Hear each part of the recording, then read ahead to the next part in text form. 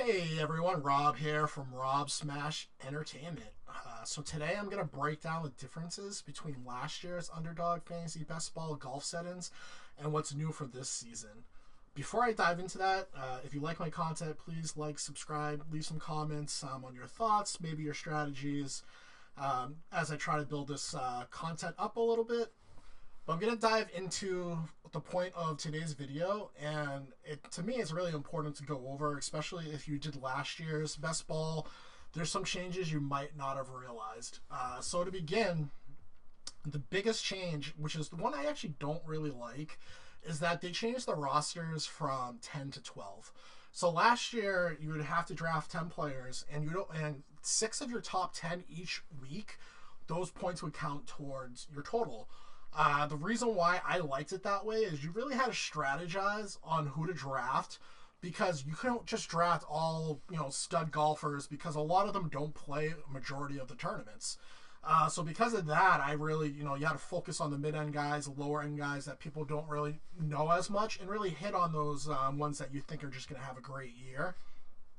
So with this year, really, my strategy is going to be a little bit different, because you have 6 bench spots, and then 6 starters. So really, you could just go 6 of the 6 studs and then 6 mid-end low guys, and you'd have both bases covered from your signature events, your majors, and then those other 6 really could cover those tournaments that aren't really played by the Scotties or the Xanders, things of that nature.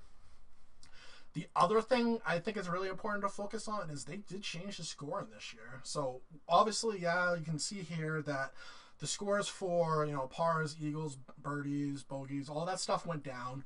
But what I really want to focus on is what they did add into for scoring, and that is finishing positions. And to me, I think this is a major add. And again, this kind of throws off the strategy of what I had last year, going for those mid-tier, lower-level players, because now you have a guy like Scotty Scheffler. Maybe if he wins 4 or 5 times, probably more. So you get an extra 20 points from him every time he wins. So that's going to be major. Obviously, like in the tournaments he doesn't play, you're not going to get points for him. But by just having him get those extra 20 points, that can be a huge factor in the ones that he does play. So for me, really, and I notice it a lot that people aren't doing this, I would focus on the top tier players the first 2 rounds. So obviously Scotty, you gotta go first round. I'd probably grab like Rory first round, Xander first round, Ludwig. And I've been noticing a lot that Morikawa has been going 3rd round, and that just blows my mind. He's a guy who's consistently top 15 in the major tournaments, or any tournament he really plays in. So I would definitely focus in on a guy like, Morikawa or Ludwig. If you can get them 2nd, 3rd round, absolutely do it.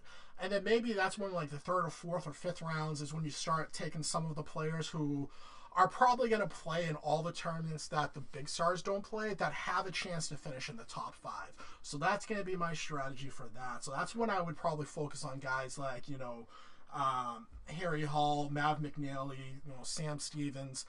The only thing I will mention about that, I've been seeing Mav McNally going first round. I love Mav McNally, but he should not be going first round.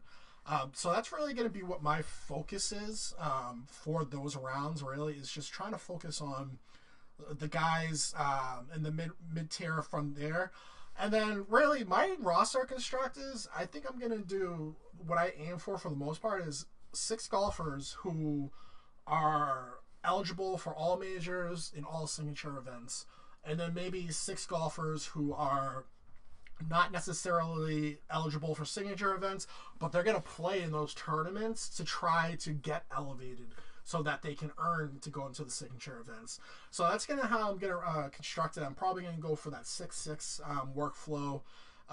The other big thing I did kind of want to mention too is that whenever you have a guy who's on the outside, and you're like, oh, they're definitely going to be the first ones in. So back before, it'd be 150 players would have their tour card. They changed that down to 100 this year. I think that's a huge drop, obviously. And the way it works is that anybody who is right now ranked 101 to 110, they are automatically going to be the first ones available, though, to fill in on the next on tournaments if players decide not to play in it. But besides that, the only ones who are really safe are those who are top 100 or those who have exemptions.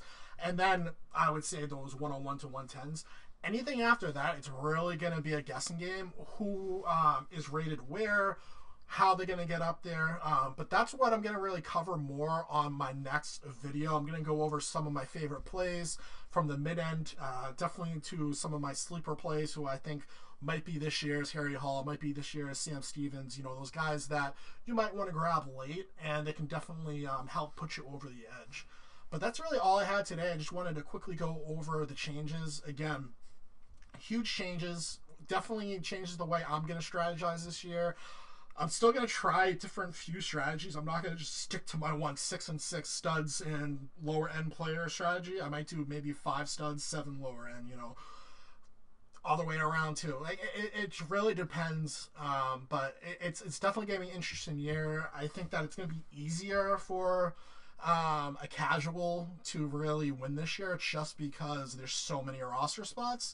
But I did want to point that out. And the last thing I actually did want to say before I sign off, it's not plastered everywhere, but Sunshine Im and Siwoo Kim both have defected to live. And they're still going very high right now in best ball drafts. So right now might be a great time to really jump in there, join these drafts when people still don't realize that they're not actually playing. So definitely, that can definitely help you at least be better than one team right off the bat. So thanks again. Follow, like, subscribe, comment. If you ever have questions, definitely feel free to reach out. And good luck to everybody. And thank you for watching.